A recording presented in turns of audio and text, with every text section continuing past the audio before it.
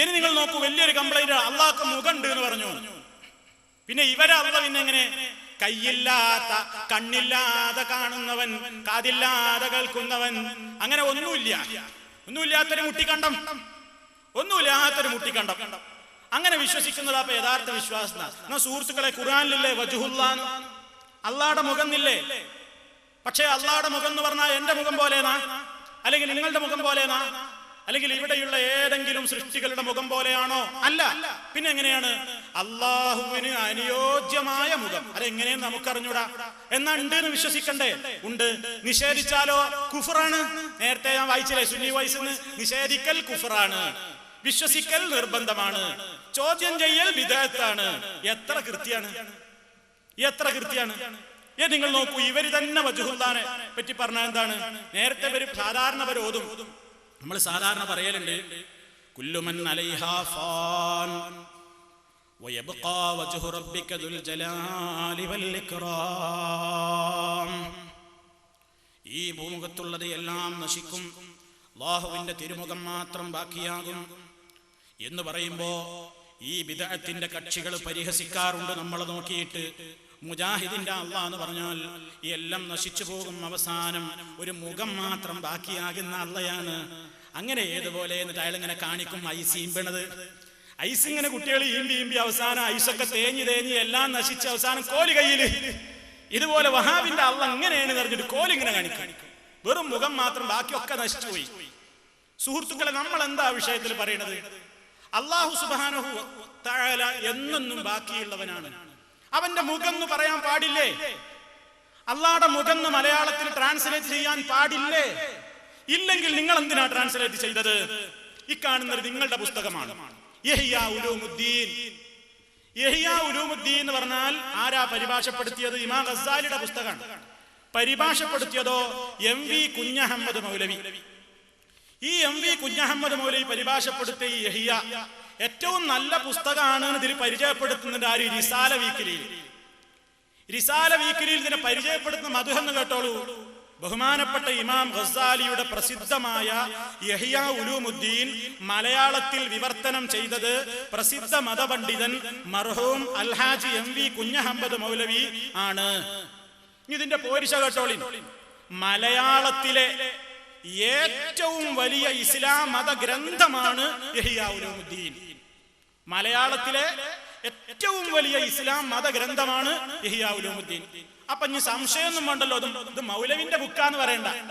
ഇവിടെ മൂപ്പർക്ക് പണി എന്താന്ന് അറിയോ? ചില മൗലവിമാരെ പരിപാടി എന്താ അറിയോ? നമ്മൾ എവിടെ പ്രസംഗിച്ചാലും പറയും അതൊക്കെ മൗലവിമാര് കള്ളം പറയുന്നതാണ്, ഞങ്ങൾക്ക് അങ്ങനെ ഒരു വിശ്വാസമില്ല എന്നൊക്കെ പറഞ്ഞിട്ട് ജനങ്ങളെ കുപ്പിയിലാക്കും. അതിനാണ് നിങ്ങളെ കൊണ്ട് കള്ളം പറയിപ്പിക്കാത്ത യന്ത്രങ്ങളാ ഇപ്പൊ ആധുനിക ലോകത്തുള്ളത്.